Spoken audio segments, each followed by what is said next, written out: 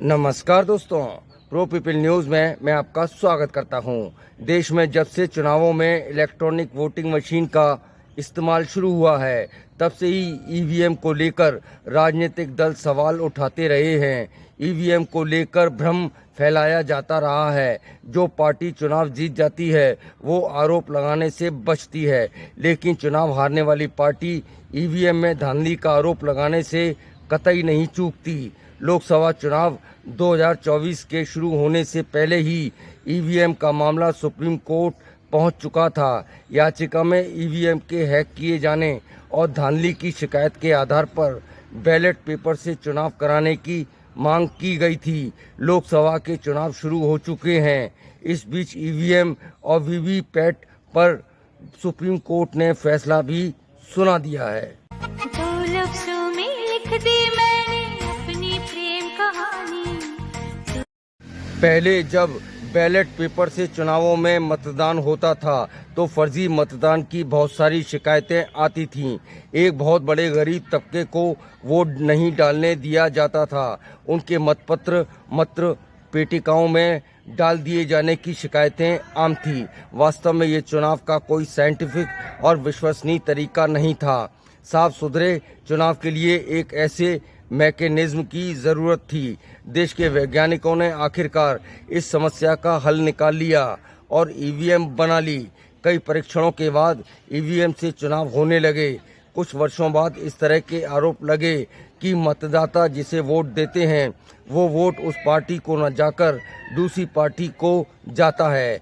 चुनावी धांधली के इस आरोप के बाद वीवीपैट मशीन बनाई गई जो ईवीएम से जुड़ी होती है। इस मशीन से एक पर्ची बाहर निकलती है जिससे पता चलता है कि आपने जिस प्रत्याशी के लिए बटन दबाया है उसे ही वोट मिला है।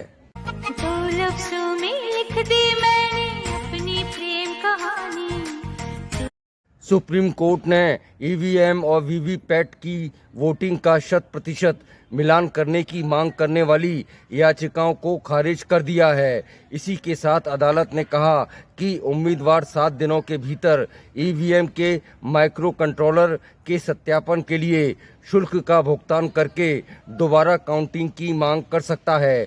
सुप्रीम कोर्ट ने ईवीएम पर उठाए गए सभी सवालों को एक सिरे से खारिज कर दिया और बैलेट पेपर से चुनाव कराने की मांग को भी ठुकरा दिया। जस्टिस संजीव खन्ना और जस्टिस दीपांकर दत्ता की पीठ ने सिर्फ उम्मीदवार को रियायत दी कि वो 7 दिनों के भीतर शुल्क का भुगतान करके दोबारा काउंटिंग की मांग कर सकता है। दो लफ्ज़ों में लिख दी मैंने अपनी प्रेम कहानी। यहाँ ये भी बताते चलें कि ईवीएम की तकनीक ऐसी बनाई गई है, इसमें नेटवर्किंग नहीं होती है। इसका मतलब है इसे इंटरनेट से नहीं जोड़ा जा सकता, जिससे ईवीएम को हैक नहीं किया जा सकता। आखिर ईवीएम पर सवाल क्यों उठाए जाते हैं? राजनीतिक दल चुनाव में हारने के बाद अक्सर ईवीएम में धांधली का आरोप लगाते हैं। चुनाव जीतने वाला दल ईवीएम पर सवाल नहीं उठाता है। अगर चुनाव होने से पहले कोई राजनीतिक दल ईवीएम में धांधली की बात कहता है तो ये इस बात का संकेत भी हो सकता है कि उसे मालूम है कि वो चुनाव हार रहा है। सुप्रीम कोर्ट ने अब इस पर फैसला सुना दिया है।